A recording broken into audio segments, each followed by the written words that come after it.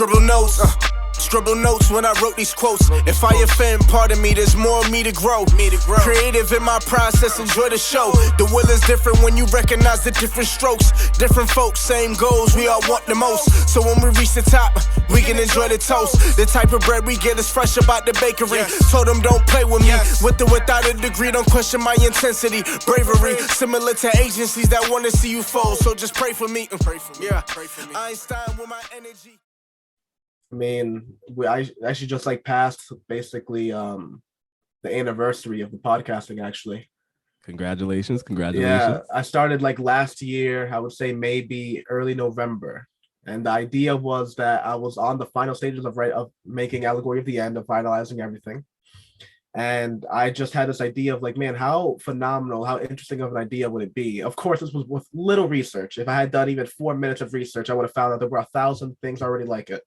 But to me, it was like, how interesting would it be if like I had almost like a video diary, like almost like a diary that you can go ahead and record, and you would be in my thought process for me writing the book. So like you would watch episode 1, and you would literally you would literally hear my thoughts of like what I was currently doing as an author, not just writing, but every aspect of it. I was literally just it was going to be a diary series.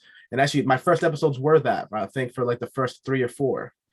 And then I just had this idea of, because the recordings were good. It was something that I was actually like legitimately happy with. But with the length I had wanted, which was like an hour and a half, I realized by like episode 4 that like I didn't have that many nuanced of ideas anymore. Yeah, you didn't have the content support. You know what I mean? I didn't have the content for it, because it was like all right, well, to be completely honest, from last week to this week, I haven't really done much because I had like a job at the time. So it's like, yeah, I haven't really been able to even do anything. It's like I would just give you the same hour and a half I gave you last week. So I just hit that point of like, all right, well, you know what? I can't be alone in this. And again, it's hilarious that I'm like saying this in a way that I like cracked the code and invented it. If I had just spent 4 minutes looking it up, I would have seen that there's 1,000 things already like it. But in my head, I was like, all right, well, I can't be alone in this venture. So I remember I reached out, because I wasn't even on Instagram at the time. I had Reddit.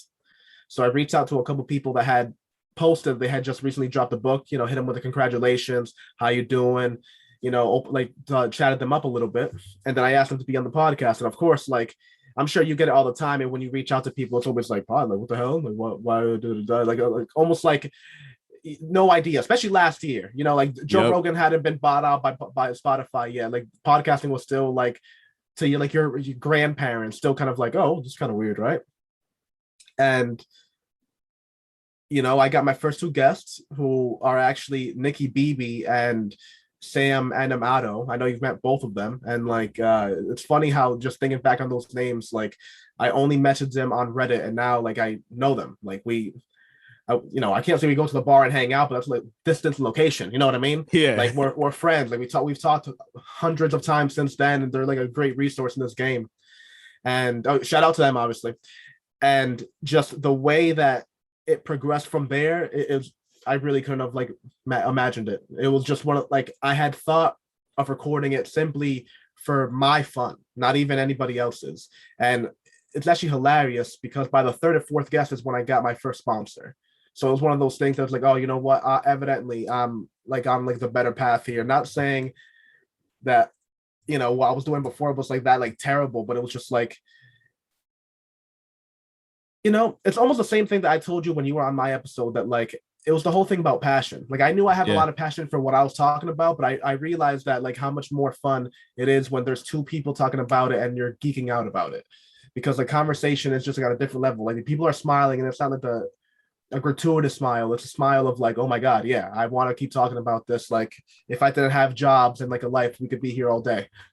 Yeah, if I had nothing else. And I think that's important, because you touched on a couple of things that are important, but one being, right, the connections you make through podcasting, through interviewing people, and how those things really feed into you just as a person, like feeling better. I noticed when I started finally talking to other authors about the writing experience and what they do, it really did make a huge difference. 1, in my writing, and 2, just in my life, because I just went from being the only person that I really cared about the writing to like now I got tons of people who I can talk to any day that I know care about the writing, care about the process.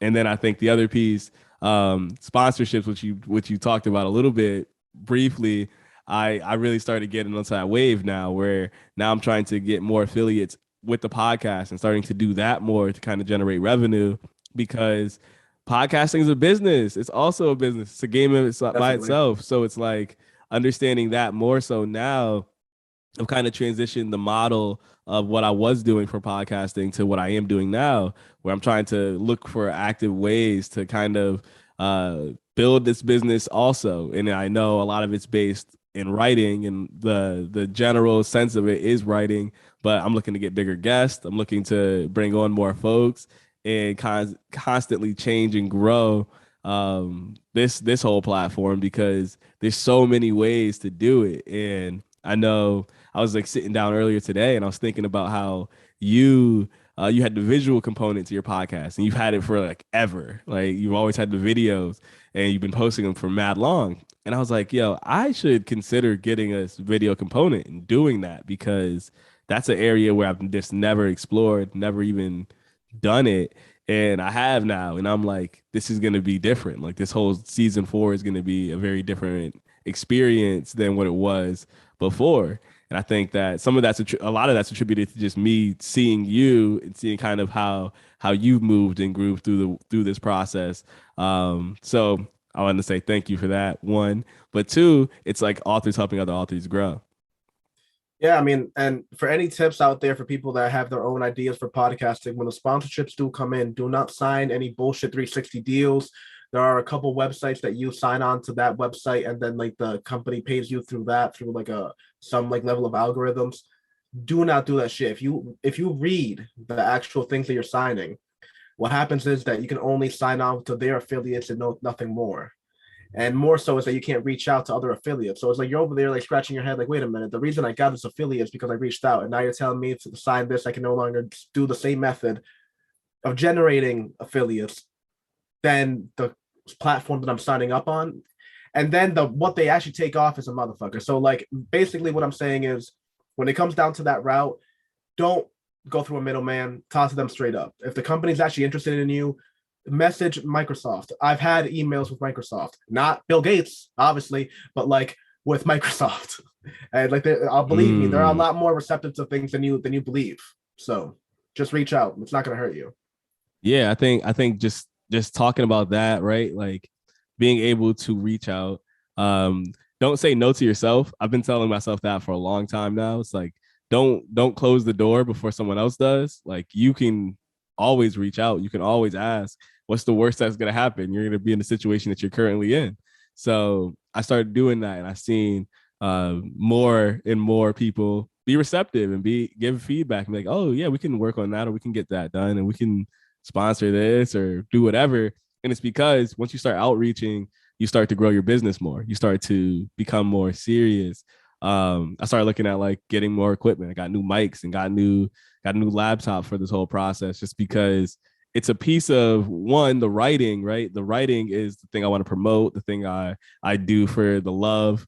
But I also recognize that writing isn't the only way to get people to notice you and recognize you.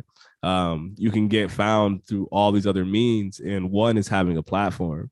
So I wanted to talk about author platforms too. And I know we've talked about this before, but where do you think people should be in 2022 as we go into the year? Like last year, we talked about how everyone should basically get a podcast or get some type of platform where they can use their voice on a regular basis to talk to their fans, talk to the people around them, and make networking connections. 2022, what does that look like? Like, what does that look like going forward? From your understanding, from what you think authors should be doing if they want to kind of get found and kind of build a fan base. Scribbled notes when I wrote these quotes. If I offend, pardon me, there's more of me to grow. Creative in my process, enjoy the show. The will is different when you recognize the different strokes. Different folks, same goals, we all want the most. So when we reach the top, we can enjoy the toast. The type of bread we get is fresh about the bakery. Told them don't play with me, with or without a degree, don't question my intensity. Bravery, similar to agencies that want to see you fold. So just pray for me. Yeah, Einstein with my energy.